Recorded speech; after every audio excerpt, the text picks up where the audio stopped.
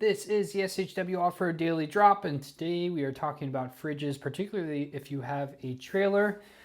We're going to talk about if you're in the position of deciding whether your fridge belongs in the trailer or in the vehicle. That's what we're going to talk about today. Pros and cons of each.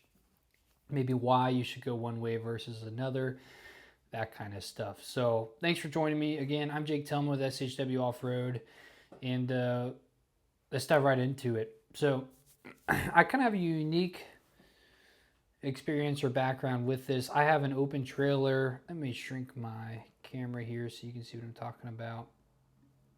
I have a open trailer with a rooftop tent over top of it and a rack similar to something like this. Okay, so you've got a trailer with a tailgate, you've got storage in there, and then you've got a rack and a rooftop tent. Okay, so this is a very similar setup that I have. And I have to make a decision on whether I want the fridge in the trailer versus in my Jeep.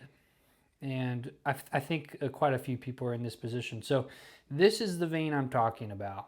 That doesn't mean if you're in a different kind of position, this isn't applicable, but this is really what I'm talking about. Now, there are other trailers that, in my opinion, the answer is a little more obvious, right? If you've got a teardrop with a galley in the back, a fridge really makes sense to put in there, you know, because you've got a whole kitchen set up back here. It makes sense to also have the fridge back there if you have the space for it, or the slide is built in, right? Like this. They've got a little fridge tucked in here. But otherwise, we're talking about whether I should have my fridge in my trailer, like an M416 style, or whether I should put it in the Jeep. It's not a question you see super often, but for those of you with a open trailer like I have, you may have asked yourself this question before. So that's what we're going to talk about, pros and cons of each. Or if you have a different kind of trailer, maybe you're considering moving your fridge from that trailer to your vehicle. So let's dive right in, the pros and cons between the two. Having the fridge on the trailer, the pros, you can get the weight off of your vehicle onto your trailer. Okay, so it can help with your payload a bit. Often taking weight off of your vehicle and getting onto your trailer on its own set of suspension or on a separate set of suspension will help your vehicle off-road, especially if you're like dropping the trailer for, you know, as a base camp while you do your exploring and stuff like that. So getting your fridge into your trailer can help with weight distribution. Putting your fridge in your trailer also means that your fridge is always with camp.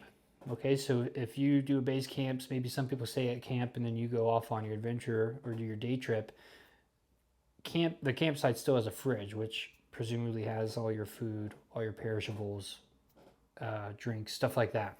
Okay, and then if you need that stuff on your day trip, yeah, you can just throw it in a cooler. You know, take what you need out of the fridge at the camp, put it in a cooler in your vehicle, and then take it along with you.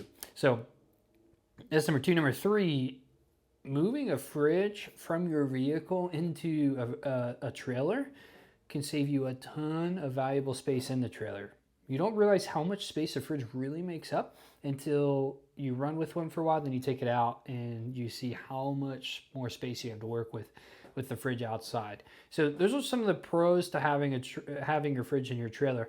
Some of the pros to having your vehicle or your fridge in your vehicle means, you know, putting it in your vehicle means the fridge is always going with you, presuming that you are driving the vehicle, right? So you can leave your base camp back and then have a fridge full of, you know, perishables or snacks, drinks, that kind of stuff always with you. It also usually, putting the fridge in your vehicle has less wear and tear on the fridge. You get less vibrations. A trailer suspension usually is much more jarring than a vehicle suspension. The vehicle is much heavier, and it helps absorb impacts and stuff off-road. And so typically you have a little less wear and tear on your vehicle when it comes to the terrain, or on your fridge when it comes to the terrain, if the fridge is in your vehicle. And so that can really help with the longevity of your fridge. Now, if you buy a good fridge, that's not a huge deal because really they're made for it, but there's no doubting that it's less hard on your fridge if you've got a better suspension, and most of us have better suspension on our vehicles than we do on our trailers. So there's that, but also it's less susceptible to environmental harm, right? So putting your fridge in an open trailer, or like let's say an open truck bed, you get a lot more dust intrusion, you get dirt, you get water. And even though these fridges really are built for it, there's no doubt in my mind that the more you can do to take care of your fridge, the more their fridge is going to take care of you. So there are some pros, putting it in your vehicle, usually you don't have to worry about that as much. As far as where would you put a fridge if you put it in your trailer? So I had mine on a slide in the back in the open tray, if you will. I had mine. If this is my trailer, I had mine. I have a tailgate, so my tailgate drops down, and I have it on a slide and it pulled out. A lot of people will also put their fridge on their tongue of their trailer and then let it slide out, typically with a full kitchen kind of nested setup. So there'll be a sink as well as the fridge, and it'll just slide out the side on the tongue of the trailer. That's really nice because it's a good place to put it, but the problem there is you have to contend with your tongue weight. You also have to worry about the fridge enclosure contacting your vehicle if you jackknife. You have to worry about, usually you can put a little box on your trailer tongue right here, and a lot of your electrical can live there. So you got to find a new home for that or get it behind it. But this is a great place to put a fridge if you can work with some of those downfalls and you have a vehicle that can handle it. But really, I think if in my situation, I think what I'm going to do is I'm going to end up moving my fridge from my trailer and getting it in my vehicle. That way, and here's why, I really don't like having my fridge in the open for the environmental reasons I talked about. It's really hard on the fridge, it gets really dusty, but also anyone can access my fridge the way I have it set up right now. So I'm going to move mine in my vehicle. I think I'll get better performance out of it. It'll be out of more direct sunlight, and eventually down the road, I think what I'm going to end up with is a large fridge in the trailer and then a second small fridge in the vehicle. That's a little extra, but you're getting best of both worlds there. And with a small fridge in the vehicle, you can have some of the amenities that you're otherwise lacking, but you get low power draw and pretty high efficiency. But those are some of the pros of having a fridge in the vehicle versus in an open trailer.